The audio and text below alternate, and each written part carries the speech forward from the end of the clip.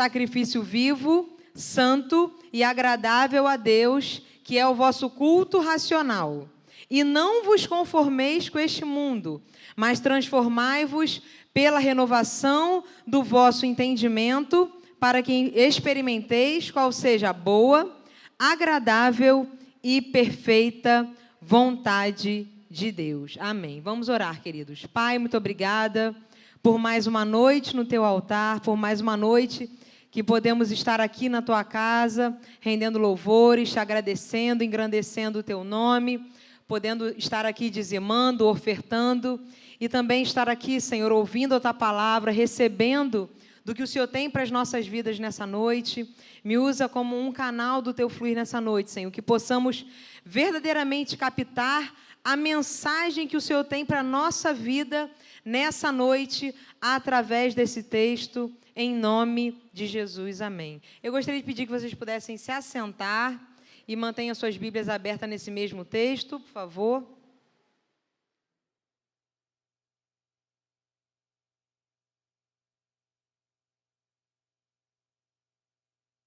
Bom, queridos, nós fizemos a leitura de apenas 2 versículos, um versículo muito conhecido nosso, né, de Romanos 12. E aí, nesse versículo, tem 2 palavras que me chamam muita atenção. 2 palavras. Uma é a conformação e outra relacionada à transformação. 2 palavras que aqui me chamam a atenção. Então, uma coisa é verdade que no mundo, a forma do mundo é o relativismo. É um relativismo moral, é um relativismo ético. E o que isso significa na prática? Que o mundo tem uma forma que muda toda hora as coisas.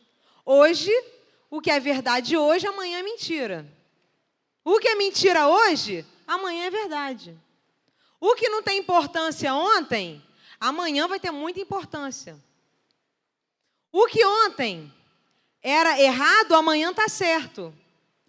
O que ontem foi repudiado, amanhã ele vai ser aplaudido. O que ontem era vergonhoso fazer na frente das pessoas, hoje, já em plena luz do dia, todo mundo já faz. O mundo é assim. As coisas mudam com uma velocidade, de uma hora para outra, as coisas simplesmente estão sempre mudando. Existe algo que é o relativismo. Não existe uma verdade absoluta. As coisas mudam e as verdades do mundo são verdades relativas. A todo momento está havendo uma mudança. E um cristão não deve nem botar o pé nessa forma que o mundo nos oferece todos os dias. O cristão não deve colocar o pé nessa forma. Quer dizer que o cristão não deve se amoldar a esse esquema do mundo, que é um esquema de mudanças. A toda hora as coisas estão mudando. Toda hora existem verdades relativas que estão mudando a todo momento. E a gente não deve em nenhum momento se amoldar a essa verdade relativa. Nós temos uma referência que é Jesus. Ele sim é o absoluto na nossa vida. Ele sim não fica obsoleto, não fica ultrapassado. E essa sim deve sempre ser a nossa referência, apesar de ouvirmos o contrário todos os dias. Nós devemos seguir o modelo. E aqui, nesse versículo, tem uma palavra, essa palavra transformação, vem de um termo que lembra a metamorfose, que descreve o quê? Uma mudança de dentro para fora. É isso que Paulo está falando aqui. Sobre essa mudança de dentro para fora. Quando o nosso corpo é consagrado, a nossa mente é renovada. É isso que Paulo está falando aqui. Sobre um processo, uma transição de mudança. E aí, quando a gente... Falando um pouco sobre essa questão da divisão da carta de Romanos. Romanos tem 16 capítulos.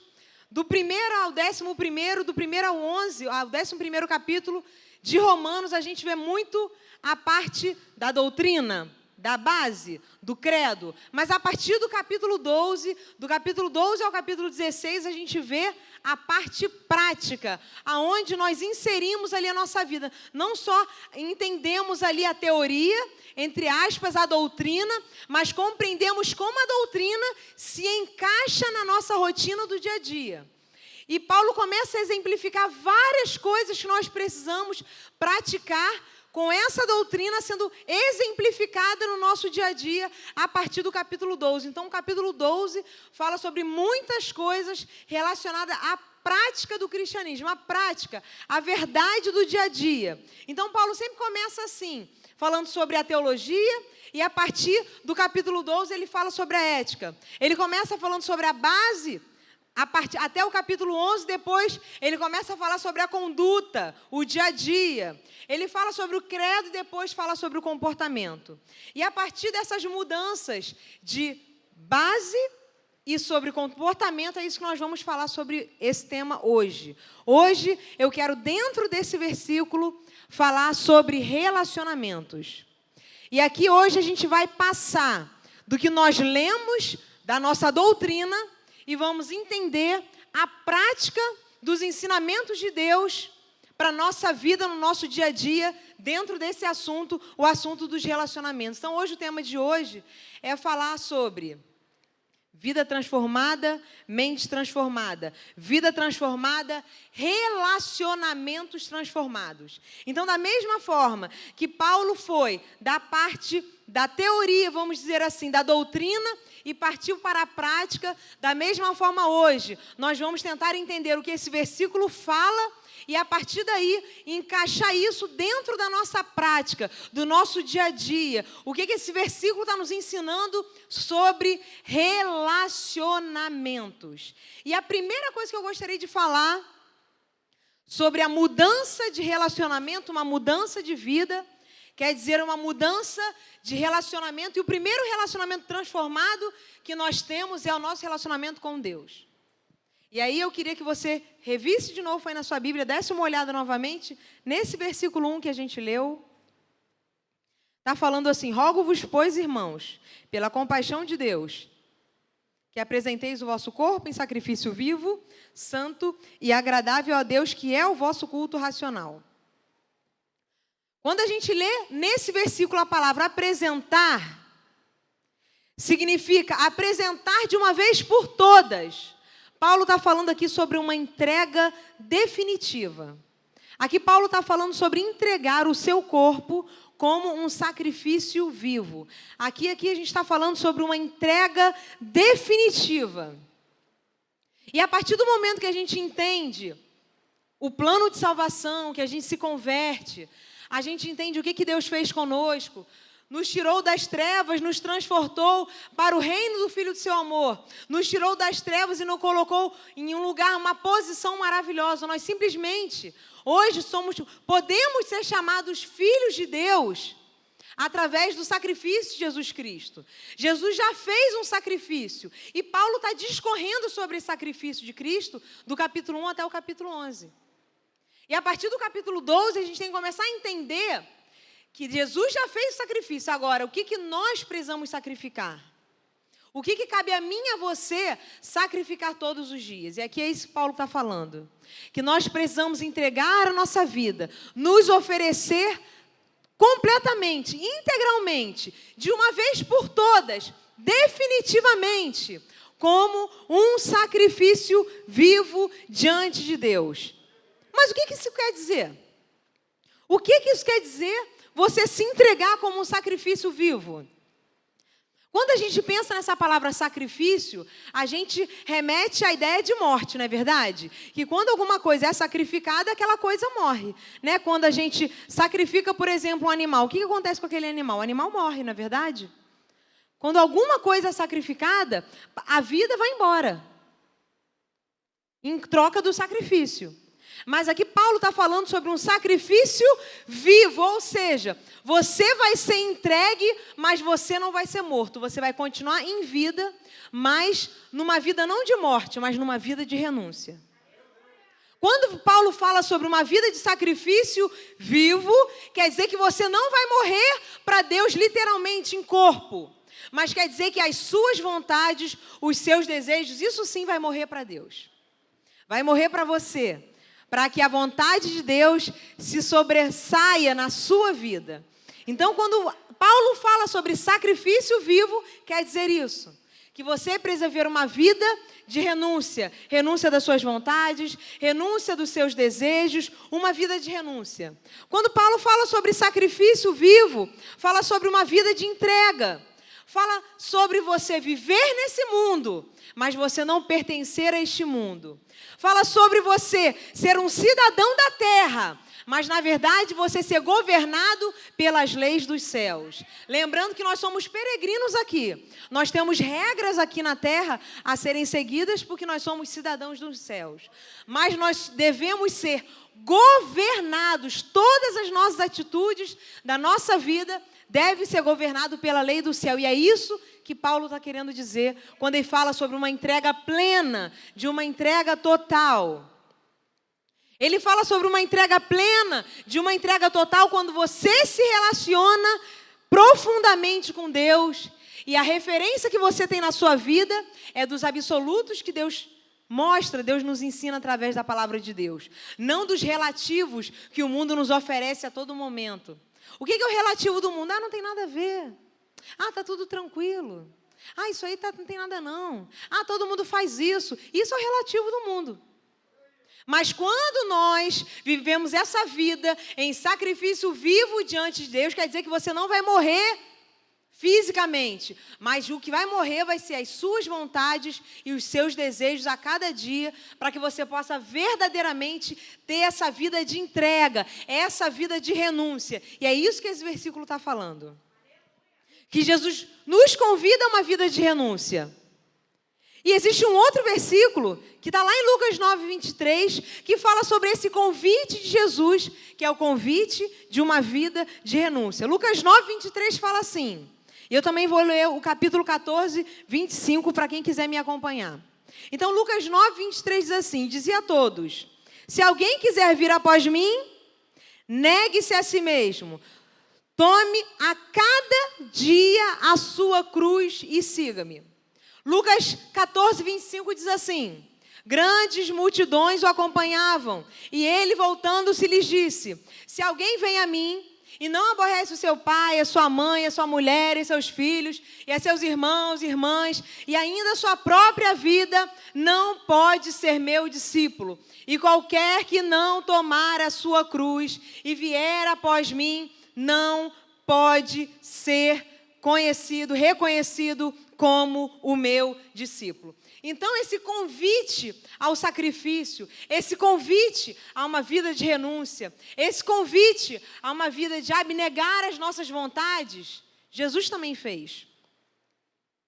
E Paulo está ratificando aqui, no versículo 1 do capítulo 12 de Romanos, que nós precisamos viver dessa forma. E aqui a gente está praticamente a uma semana da Páscoa, e muitas das vezes a gente ouve, agora a gente vai começar a ouvir muitas coisas relacionadas à vida de Jesus, à crucificação de Jesus. Essa é uma época do ano que existe essa lembrança muito forte, mas nós que servimos ao Senhor, nós lembramos todos os meses aqui na Santa Ceia. Nós não precisamos ver uma propaganda de ovo de Páscoa para lembrar que Jesus morreu, até porque uma coisa não tem nada a ver com a outra, não é verdade? Chocolate não tem nada a ver com sacrifício. Chocolate é uma coisa doce, né? É uma coisa agradável. E o sacrifício de Jesus foi uma coisa dolorosa. E é essa dor que nós precisamos estar com essa lembrança. É nesse momento da Páscoa que nós precisamos lembrar do sacrifício que Ele fez por nós. E quando a gente lembra desse sacrifício, a gente começa a olhar para nós e olhar para esse versículo do capítulo 12 de Romanos e lembrar das palavras de Paulo, que nós precisamos viver uma vida de entrega, uma vida de sacrifício vivo. E aí a gente vai começar a ouvir aí as pessoas falando sobre um termo muito comum, que é carregar a sua cruz, carregar a sua cruz, carregar a sua cruz. Não é verdade? E a gente vê muita gente falando e exemplificando esse termo assim, olha, eu carrego a minha cruz, lá em casa, minha sogra é minha vizinha, gente, eu já estou carregando a minha cruz, eu já estou carregando a minha cruz, eu estou com 5 filhos, eles fazem uma bagunça danada, eu já carrego a minha cruz. Eu já carrego a minha cruz, porque eu tenho o meu chefe. Gente, meu chefe é muito chato. Eu já carrego a minha cruz todo dia lá no meu trabalho. Mas carregar a cruz não quer dizer isso. Carregar a cruz tem outro significado para nós que servimos a Jesus. Sabe o que significa carregar a cruz? Carregar a cruz significa uma vida de renúncia pública. Porque naquele momento que Jesus estava passando pela via dolorosa, que foi aquele caminho que ele fez até o Gólgota, o momento ali, o local que ele foi crucificado, ele estava ali carregando a cruz publicamente. Ele não estava ali escondido carregando uma cruz. Estava todo mundo assistindo e vendo que ele estava carregando a cruz. Não era segredo para ninguém. Ele estava ali renunciando o eu dele. Jesus estava renunciando à vontade. Jesus estava renunciando à divindade, que ele era Deus. Ele podia largar aquilo tudo. Toda aquela dor, ele podia abandonar aquilo tudo. Então, ali ele estava renunciando tantas coisas em prol desse amor que ele sente por mim e por você, em prol da obediência ao Pai. Então, ali ele estava sacrificando e provando e exemplificando uma vida de renúncia pública, publicamente. E é assim que nós devemos viver. Todo mundo aonde a gente vive, em qualquer lugar que nós convivemos, as pessoas têm que saber que você é diferente. As pessoas têm que saber que você tem uma vida assim, de renúncia pública.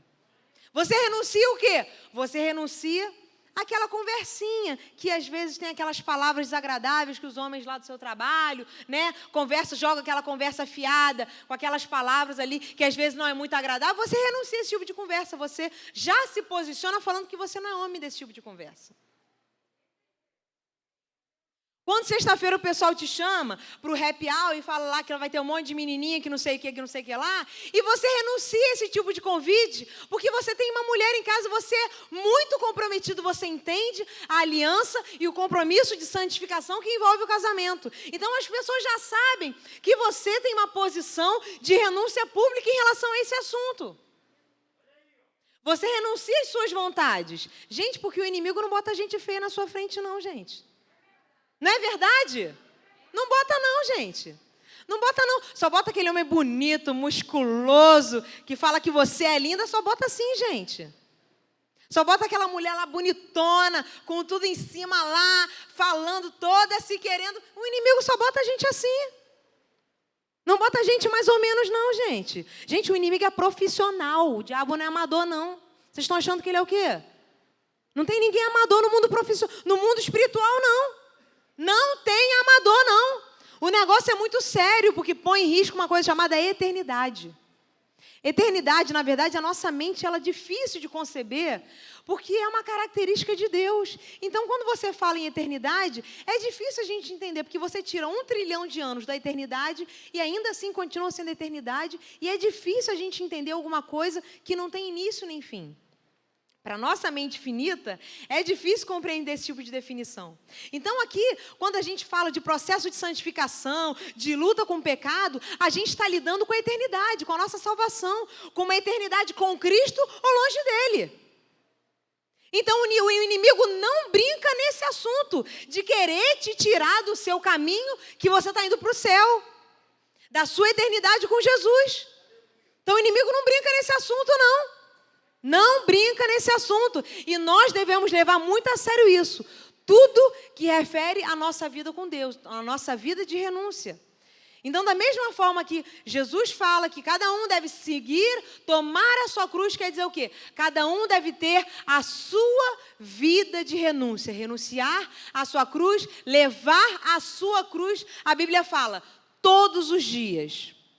Todos os dias. Amanhã, quando você acordar, você abrir o olho, você vai acordar e vai ser mais um dia que é uma vida de renúncia. Vida de renúncia. Mas renúncia de quê? Renúncia daquela baiana que você queria rodar.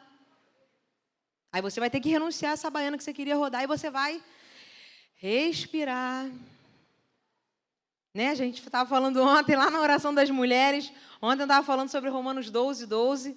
Foi bênção pura, sem mistura aqui. 2 visitantes abençoadas ontem, coisa linda. E para você, quarta-feira, 18 horas, toda quarta-feira aqui a gente está clamando, gente. Você pode estar trabalhando, a gente está orando por você. Você pode estar em qualquer lugar desse Rio de Janeiro. Nós estamos orando por você, pela sua família, pelo seu emprego, pelo seu trabalho, pelo seu casamento. Tem aqui gente orando por você. Então, a primeira coisa que Paulo nos ensina aqui é o nosso relacionamento com Deus. E o que muda no nosso relacionamento com Deus, fruto da nossa transformação, da nossa conversão, é isso. A gente enxerga Deus de forma diferente. A gente entende que nós somos agora chamados filhos. E o que nós precisamos fazer é viver uma vida de sacrifício, viver uma vida de renúncia. E isso é o que cabe a mim e o que cabe a você todos os dias. É um convite que Jesus faz para mim e para você. Jesus está falando, quando ele fala, negue-se a si mesmo, estava falando de um estilo de vida em que todas as pessoas saibam que você ama mais a Jesus do que os prazeres da carne, do que os prazeres do mundo. E é claro que isso não é nada fácil. É uma luta mesmo, é uma guerra, todos os dias. E a segunda coisa que eu quero falar nessa noite sobre relacionamentos, que nós aprendemos nesse versículo. Primeiro é o relacionamento com Deus. Nós precisamos ter uma vida de sacrifício, uma vida de renúncia. E a segunda coisa que nós aprendemos nesse versículo sobre relacionamentos é relacionamento transformado consigo mesmo. Dá uma olhada aí no versículo à frente. Nós lemos 1 e 2, e eu queria ler agora com você o versículo 3. Muitas pessoas já conhecem esse versículo, eu queria só refrescar a sua memória, que diz assim, Romanos 12, 3. Por isso, pela graça que me foi dada, digo a todos vocês, que ninguém tem a si mesmo um conceito mais elevado do que deve ter. Mas, ao contrário, tenha um conceito equilibrado de acordo com a medida da fé que Deus lhe concedeu. Para a gente ter um relacionamento abençoado conosco mesmo, nós precisamos ter cuidado com essa avaliação. Nós precisamos ter cuidado com 2 erros que precisam ser evitados na nossa avaliação que a gente faz de nós mesmos. Quais são os 2 erros que precisam ser evitados? O primeiro erro a ser evitado é o complexo de inferioridade. Aqui, esse versículo fala sobre você ter uma definição sobre você mesmo dentro de um equilíbrio. E aqui o primeiro erro é quando as pessoas têm complexo de inferioridade. Você se olha no espelho e você não se acha amado, não se acha que tem valor. Você olha o projeto que Deus fez e fala que não está bom para Deus. Quando você tem esse tipo de atitude, você não está tendo uma atitude de equilíbrio que a Bíblia nos ensina. Porque a partir do momento que Deus te alcançou, e a partir do momento que você acha que ainda é insuficiente o próprio Deus te amar, então tem alguma coisa dentro de você que você precisa rever, se reavaliar. Porque se Deus é a plenitude do amor, e se Deus te ama profundamente, por que você ainda insiste em achar que você não é amada, que você não é importante e que você não tem valor? Isso são coisas que o inimigo coloca na sua mente. Para que você possa ter uma concepção errônea de você mesmo e que você possa caminhar num caminho de desequilíbrio. Porque o que Paulo está nos ensinando é que nós devemos ter um pensamento equilibrado sobre nós mesmos. Nós devemos achar esse equilíbrio. E a partir do momento que você tem esse sentimento de inferioridade, alguma coisa está desequilibrada. Dentro de você. Não em Deus, porque Deus não erra e não tem sombra de erro. Deus não muda, é imutável. O desequilíbrio, muitas das vezes, está na gente. Então, se em algum momento passou na sua cabeça que você não é amada, que você não é importante, que você não tem valor, o que você está falando para Deus? Olha, todo o sacrifício que você fez na cruz não vale de nada, porque isso não acrescentou nada na minha vida, eu não estou sentindo nada. Você está jogando fora todo o sacrifício que Deus fez na cruz.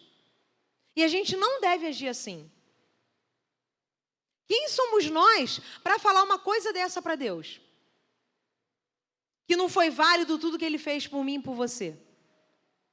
Nós precisamos olhar o sacrifício que Deus fez por mim e por você, olhar com um olhar diferente. Você pode pegar a situação que você viveu na sua vida, um trauma do passado, um trauma da infância, e ficar com aquilo como se fosse uma bola de ferro a vida toda, achando que você não é amada, que você não é importante e que você não tem valor. Mas você precisa entender que a partir do momento que você conhece Jesus, a sua concepção que você teve do seu passado tem que mudar.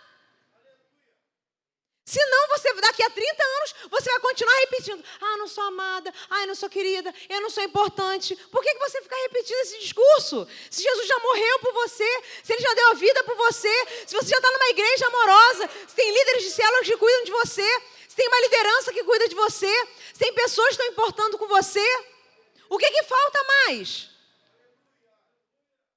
Você precisa virar essa página da sua vida do passado. Então, a gente não pode tolerar a baixa autoestima, porque isso desagrada a Deus. Você está falando para Deus, ó, não valeu de nada. Tudo o que você fez não valeu de nada. E como é que a gente pode agir dessa forma? E eu já preguei aqui numa mesma quinta-feira, vencendo a baixa autoestima. E eu não vou focar sobre isso hoje, eu vou focar sobre o contrário, outro erro. Está lá no nosso canal, eu já preguei aqui falando sobre vencendo a baixa autoestima. Mas hoje eu vou falar sobre o segundo erro que nós muitas das vezes cometemos sobre a nossa concepção sobre nós mesmos. O segundo erro é o complexo de superioridade. A Bíblia também fala que nós cristãos não devemos abrir espaço nem para soberba e nem para arrogância na nossa vida. Não podemos abrir espaço para isso. O coração de quem é salvo e que já conhece Jesus não pode abrir espaço para arrogância e para soberba. Deus não aprova esse sentimento de superioridade. Deus rejeita o soberbo. E dá uma olhada no que a Bíblia fala sobre a soberba. Dá uma olhada. Provérbios 29 e 23. Se você quiser anotar aí, Isaías 2:12 e Provérbios 29 e 23. Eu vou ler primeiro Provérbios 29 e 23. Fala assim: a soberba do homem o abaterá, mas o humilde de espírito obterá honra. Porque o dia do Senhor dos Exércitos será contra todo o soberbo e altivo, e contra todo o que se exalta, para que seja abatido. Então, aquele que tem sentimento de superioridade, que faz tudo para se elevar, o próprio Deus, aqui na palavra de Deus, está falando que ele será abatido. Não sou eu que estou falando, não, é a Bíblia. Estou só reproduzindo o que a Bíblia está falando. Ele será abatido. O versículo 3 do capítulo 12 fala, olha só: ninguém tenha de si mesmo um conceito mais elevado do que deve ter, mas ao contrário, tenha um conceito equilibrado, de acordo com a medida da fé que Deus lhe concedeu. Gente, tem alguma coisa pior do que uma pessoa, mais vergonhosa do que uma pessoa usar, ter que rebaixar uma pessoa para ele se sentir superior? Você já viu uma pessoa fazer isso? Que coisa feia. Quando as pessoas fazem isso, tem que rebaixar os outros, tem que rebaixar uma pessoa para ele se sentir por cima. Mas para quem faz esse tipo de atitude, a Bíblia condena de forma terrível. Isso é inaceitável, a gente não pode agir dessa forma. Romanos 12, no mesmo capítulo, e vou descendo mais à frente no versículo 16, fala assim: tende o mesmo sentimento uns com os outros. Em lugar de ser orgulhosos, condescendei com o que é humilde. Não sejais sábios aos seus próprios olhos. Romanos 12, 16. Então aqui, entre os que já conheceram a graça de Deus, também não pode haver lugar para aquelas pessoas que esnobam a outra. A gente não pode agir dessa forma. Jesus não ensina a gente a viver uma vida dessa maneira. Nós não podemos ser assim. Quando ele fala de um conceito equilibrado, fala sobre você não ter nem complexo de inferioridade, nem de superioridade. Esse equilíbrio precisa permear a nossa vida. Porque nós precisamos ter esse relacionamento saudável e pensar sobre nós mesmos apenas o que convém. Porque todo o valor que nós temos, se alguma importância nós temos, tudo que nós temos é porque Deus nos deu. A graça, a fé, o dom, a esperança, tudo de bom que nós temos é porque uma vez Deus nos deu. Então, por nós mesmos, nós não temos nada de bom. O que nós temos é porque o Senhor Jesus nos presenteou com tudo de bom que está dentro da gente. E a gente não pode usar isso para passar por cima de ninguém. Deus não nos ensina a ser assim.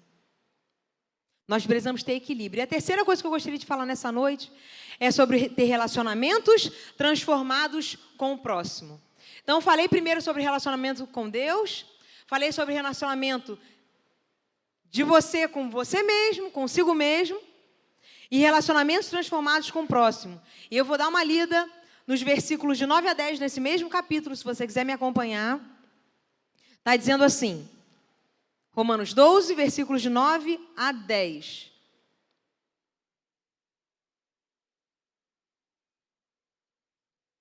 O que Paulo vai falar aqui em Romanos 12, 9 a 10, acompanhem comigo. O amor seja sem hipocrisia.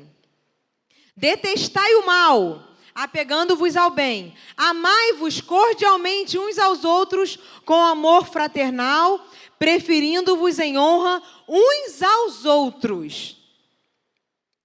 Eu vou ler só o início de novo, a parte A. Está falando sobre o amor seja sem hipocrisia.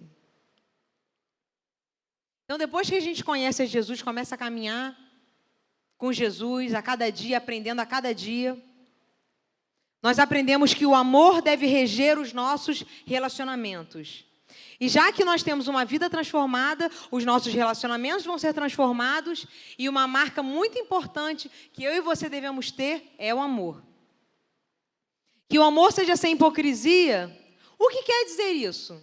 Essa palavra hipocrisia vem de uma palavra grega chamada hipócrites, que quer dizer que o ator que participava do drama, como se fosse um ator que faz uma peça. Ou seja, hipocrisia é como se você estivesse encenando o tempo todo. Só que a sua vida não é um palco e a igreja muito menos.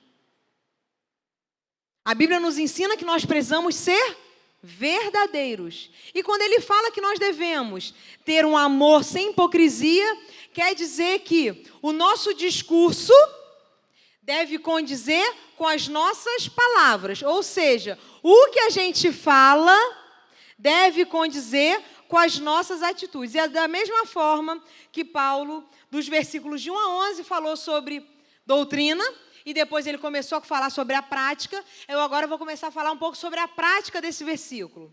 Quando Paulo fala amor sem hipocrisia, a gente pode começar a dar exemplos relacionados ao casamento. Como é que é amar sem hipocrisia no casamento? Muitas das vezes você fala com a sua boca que você ama, que você dá tudo pela sua família, que você se sacrifica, mas você é incapaz de fazer um dever com seu filho. Você é incapaz de chegar do trabalho e dedicar nem que seja 40 minutos olhando para o rosto do seu filho para brincar com ele por qualquer coisa, para dar uma atenção para o seu filho. Você fala que a sua mulher é tudo na sua vida, mas você é incapaz de, às vezes, desligar uma televisão e conversar com ela. Às vezes você é incapaz de levar ela para comer nem que seja um cachorro quente ali na esquina, para vocês terem um momento ali de comunhão. Ah, não estou com dinheiro agora para poder levar você para jantar, não tem problema, me leva ali para comer qualquer coisa. Eu quero sair de casa, fazer uma coisinha, nem que seja mais simples do mundo, ir lá na praia, olhar o mar e voltar para casa. E muitas das vezes você fala muito, mas o seu discurso não condiz com as suas atitudes. Você fala que sua família é tudo para você, mas você fica em casa vendo televisão até meia-noite e nem liga para sua esposa se seus filhos estão em casa. E aí, como é que faz? Será que é tudo mesmo? E muitas das vezes a esposa fala que o marido não vive sem o marido, que o marido é uma bênção, que o marido é aquilo outro, mas não cuida do marido. Às vezes o homem chegou em casa cansado e está falando aquela clássica frase que todo homem fala que está com fome, gente. Gente, eu sou casado com o pastor Luciano. Já viu o pastor Luciano anunciando na cantina? Vocês já viram? Você percebe que a boca enche de água. Empadão, R$4. Separa para mim, gente. Quem não ouviu ele falar, gente? Quem não ouviu ele falar? Hoje, bolinho de aipim, na mesma hora, gente. Separa para mim um aí. Do culto mesmo, ele já vai falando. E aquela clássica frase que todo marido fala, amor, o que tem para comer? Ele olha para você, ele acha assim, lanchonete. É assim mesmo, irmã. Glória a Deus. Ele olha para você e acha McDonald's, Burger King, lanchonete. Qualquer coisa que coma, qualquer coisa para comer. Estou com fome. Essa frase é clássica, isso aí não muda não, gente. Isso aí tem coisa que a gente vai glorificando a Deus e vamos que vamos, é assim mesmo. Entendeu? A gente também não muda em algumas coisas, não é verdade? A gente que às vezes não quer admitir. Mas a gente também não muda em certas coisas. E esse negócio de fome não tem jeito não, é assim mesmo. Tá? E muitas das vezes, gente, o homem chega com fome em casa. E você é incapaz de pegar um prato, esquentar, às vezes, e colocar. Aí, o que a vizinha fala para você? Você... mulher moderna não esquenta comida não, gente. Hein? É cada um por si. A gente está em 2021. Pelo amor de Deus. Mas sabe o que é casamento? Casamento é quando você faz o que o outro gosta, gente. O outro não gosta da comida? Então dá comida, gente. Porque quando você gostar de sair para comer qualquer coisa, ele vai te levar. Ele gosta de comer em casa, glória a Deus. Você gosta de comer na rua, glória a Deus também. Cada um vai ter sua oportunidade. Você dá comida para o seu marido? Quem fala isso, de repente, nem tem marido, minha filha. Essas que falam isso, nem marido tem. Entendeu? Dou sim, porque eu faço o que ele gosta. Ele não faz o que... Ele não depois vai fazer o que eu gosto? E é assim, minha filha. É assim. É cada um plantando, cada um regando lá no jardim do outro. É assim que funciona, ué. Ele não gosta de comida quentinha, chegou cansado? Glória a Deus. Não gosta de remedinho na mão? Tô com dor, tá com isso. A panturrilha, eu corri muito, amor. Eu corri hoje. Essa é nova. Amor, eu corri, eu parei. Tô com a panturrilha. Tem um remedinho aí, amor? Tem nimesulida? Você tem nimesulida aí, amor? O que você tem aí, gente? Gente, a gente está 11 anos na mesma casa. A caixa de remédio está no mesmo lugar, não mudou. Mas o que ele gosta? Do remedinho na mão. Faz o que ele gosta. Porque quando você quiser uma coisa, ele vai fazer também, gente. Você só quer maltratar a pessoa? Hein? Casamento não é centro... É campo de concentração, não, gente. É amor. Você casou para você amar a pessoa. E para fazer o que o outro gosta. É assim que funciona. Para quem não quiser fazer isso, não casa. Simples. Fica sozinha, irmã. Não está afim de fazer isso? Tranquilo, sem problema. Só você ficar sozinha. Glorificando a Jesus nos jovens aqui. Tá na boa, tudo certo. Sem problema nenhum. Tudo certo. Mas se casar, olha, tem um monte de regra para o casamento. Quem inventou o casamento foi Deus. E para fazer funcionar, tem que ouvir as regras do que Deus falou, como é que funciona. Ou seja, você tem que renunciar à sua vontade várias vezes. É aquele renúncio daquela vontade lá, daquele primeiro ponto que eu falei aqui, de renunciar, isso também acontece no casamento. O casamento é uma forma de Deus moldar a nossa vida, minha filha, que só Jesus na causa, não é isso mesmo? Mas isso é bênção de Deus para a sua vida, gente, é crescimento. Quando você casa, quer dizer, agora vai subir o nível do crente agora, hein? Quando você casa, fala, meu irmão, agora o nível vai subir. Você queria ser paciente, menina? Aquela pasta de dente só fica no meio.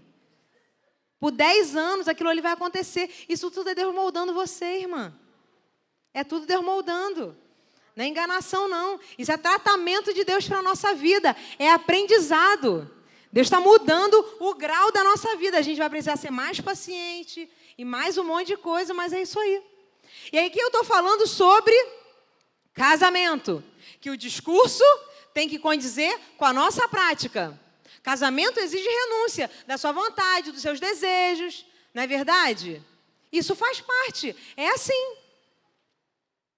Ninguém fica casado 50 anos sem renunciar a um fiapo de nada. Não existe isso. Não inventaram esse casamento ainda. Não inventaram ainda. Toda pessoa que eu vou atender, às vezes eu atendo pessoas de idade, na emergência. E aí, quando a pessoa é muito senhorinha, às vezes eu vejo que ela está acompanhada, eu não deixo de perguntar. Ah, tudo bem, é seu problema esse, tá, então tá. Deixa eu fazer uma pergunta para a senhora. Ela vem me fazer pergunta, né? Mas eu vou lá e pergunto. Me diz uma coisa, esses 40 anos que a senhora está casada aí, o que quer me dar um conselho? O que eu faço? Como é que é? Eu sempre pergunto isso, porque eu amo ouvir as respostas. E eu sempre ouço respostas que estão pautadas na Bíblia, mesmo que a pessoa não seja crente. Minha filha tem que ter muito jogo de cintura. Tem que amar muito. Tem que ter muita paciência. Glória a Deus, está tudo escrito na Bíblia. Eu falei, beleza, irmã. Só queria confirmar que se era o que eu já sei, se é isso mesmo. Estou no caminho certo? Então tá bom. Eu não falo isso não, gente, só penso. Mas eu gosto de ouvir, porque quem está lá na frente sempre tem mais a que ensinar. E aí, quando a gente fala sobre discurso condizer com o que a gente vive, com o que a gente fala, Paulo fala sobre um amor sem hipocrisia, então amor sem hipocrisia no casamento, um amor sem hipocrisia na sua família, um amor sem hipocrisia na igreja. Como é que é o discurso de amor sem hipocrisia na igreja? Muitas pessoas falam assim, gente, eu ouço muito isso, muito. Gente, adorei a igreja, adorei o culto, achei o culto maravilhoso, mas eu não gostei da célula. Irmã, então você não gostou da igreja, que a nossa igreja é em célula. Eu quero te explicar uma coisa, querida. A nossa igreja não é só culto aqui. Isso aqui é só uma parte do que acontece aqui nessa igreja. Não adianta você vir, se membrar, saber que a igreja é em célula e depois ficar reclamando, dizendo que você não gosta e não se adaptou. A gente não guarda segredo não, gente. Aqui é célula mesmo. Ó. Célula é assim mesmo, é pequeno grupo. É assim que funciona. Como é que você faz para você ser inserido na igreja? Pela célula. É assim que nós funcionamos. Aí não adianta. Muitas das vezes você tem um discurso que você gosta da igreja, que você ama a igreja, mas vira as costas e você fica o dia todo reclamando da célula, gente. Por favor.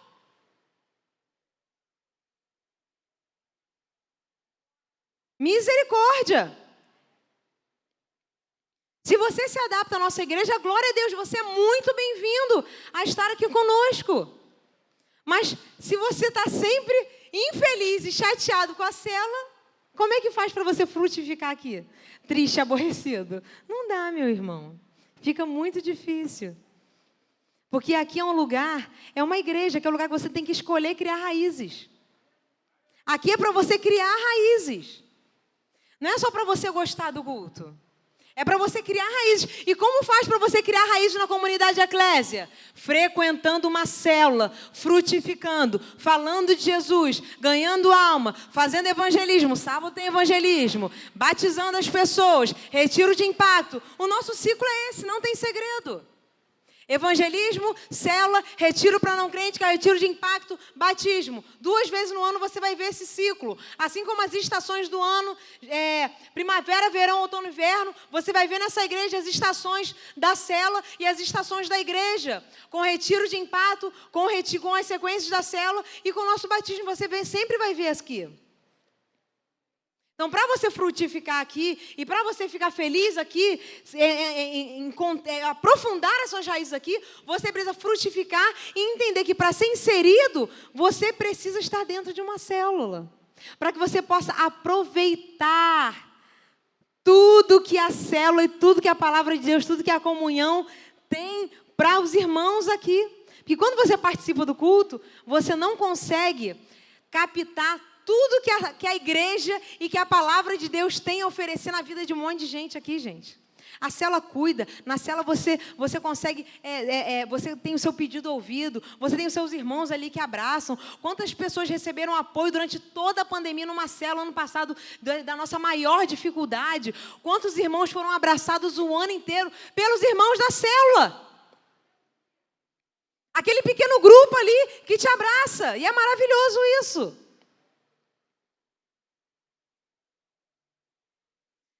Existe toda uma visão atrás da igreja. A igreja não é só o que acontece às quintas e aos domingos. A igreja é muito mais do que os cultos de quinta, do que os cultos de domingo. E toda vez que você pensar em chegar aqui na comunidade eclésia, a primeira coisa que você precisa pensar, como a igreja funciona? Como eu posso ser inserido nesse corpo? E como eu posso abençoar e ser frutificado aqui? Como eu posso ser tratado e ser cuidado? Na célula. Como eu posso ser amado? Na célula. É tudo na célula. Então você é muito bem-vindo a estar participando integralmente da nossa igreja. E sim, ter um discurso de amor da igreja e profundamente de amor como a igreja funciona. Sim, eu amo minha igreja, de verdade, e a célula também. Eu sou apaixonada pela célula e pelos frutos que a célula dá. Quantas pessoas foram batizadas aqui e quantas vieram de célula? E é assim que acontece aqui. Deus vai fazendo a obra através das células. E as pessoas só se encontram aqui no final de semana, porque tudo acontece durante a semana, na casa das pessoas. A nossa igreja funciona nas casas, e é assim que acontece.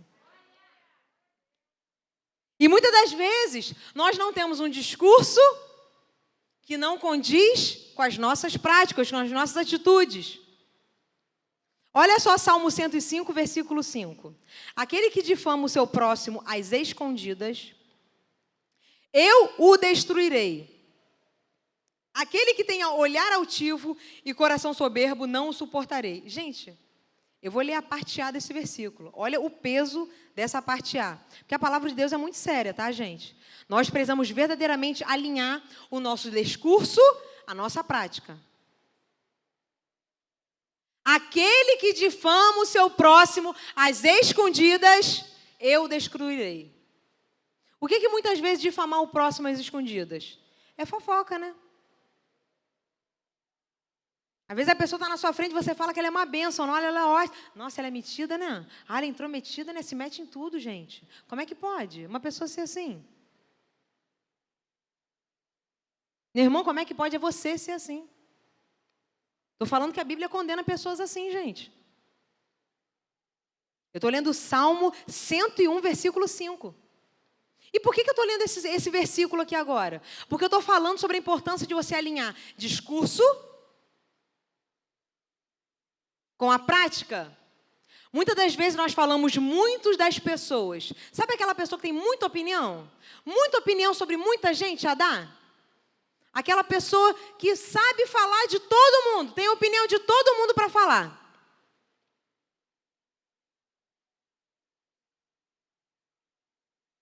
Mas na hora de estar frutificando, é difícil frutificar. Poxa, para essa pessoa, quando chama aqui para fazer alguma coisa aqui na igreja, é uma luta. Mas para falar, é a primeira a chegar. E olha o que a Bíblia fala dessas pessoas que não alinham o discurso com a prática de vida. Às vezes a pessoa fala muito, mas na hora da prática não está alinhado. Aquele que difama o seu próximo, eu o destruirei. Eu acho que as pessoas precisam repensar depois de ler esse versículo. Eu queria chamar o louvor aqui, porque eu já estou finalizando e a gente vai louvar aqui para finalizar essa noite. Às vezes essas palavras são um pouco duras, mas é porque depois que nós conhecemos a Jesus, nós não podemos continuar sendo as mesmas pessoas. Não podemos continuar sendo as mesmas pessoas. Jesus quer aumentar o nosso nível. Ou seja, se você é uma pessoa que fala uma coisa e faz outra coisa, você não pode ser conhecido como discípulo de Jesus. O seu discurso não está alinhado. Se você age de uma forma e depois nas costas diz outra, você não pode ser reconhecido como discípulo de Jesus. O seu discurso não está alinhado com a sua fala, com a sua prática de vida. E olha o que a Bíblia fala. João 13:35. João 13:35 fala assim: com tudo isso, todos saberão que vocês são meus discípulos, se vocês se amarem uns aos outros. Todos saberão que vocês serão os meus discípulos, se vocês amarem uns aos outros. Quando a gente começa a falar mal das pessoas, o amor foi embora. O amor fugiu já, acabou. Acabou o amor. E a Bíblia fala que nós teremos uma marca registrada, forte, de discípulos de Jesus quando nós amamos o nosso próximo. Sim, gente, ninguém é perfeito, não. Todas as pessoas têm seus defeitos e seus erros. E todas as pessoas precisam ser amadas e perdoadas e compreendidas. E precisamos ter paciência com a evolução que cada um tem no aprendizado. Mas o que eu queria dizer aqui para vocês é que quando, a partir do momento que o seu discurso não condiz com a sua vida prática, tem alguma coisa errada no que você está fazendo. E você precisa repensar isso.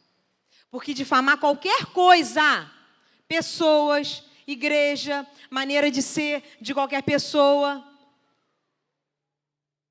falando para denegrir a imagem, isso não é de Deus. Isso não é uma coisa legal. A Bíblia fala que nós devemos ter um outro em consideração superior a você mesmo. Você deve considerar o outro acima de você.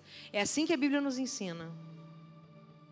E aí, nessa noite, eu já queria chamar você nessa noite a reconstruir.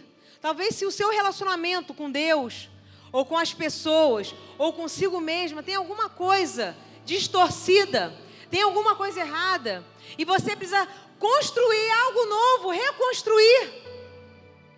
Eu queria convidar você nessa noite a se colocar de pé, vamos louvar, para que a gente possa repensar as nossas atitudes, para que a cada dia a gente verdadeiramente possa ser reconhecido como um discípulo de Jesus Cristo. Essa música fala sobre construir. Eu vou reconstruir.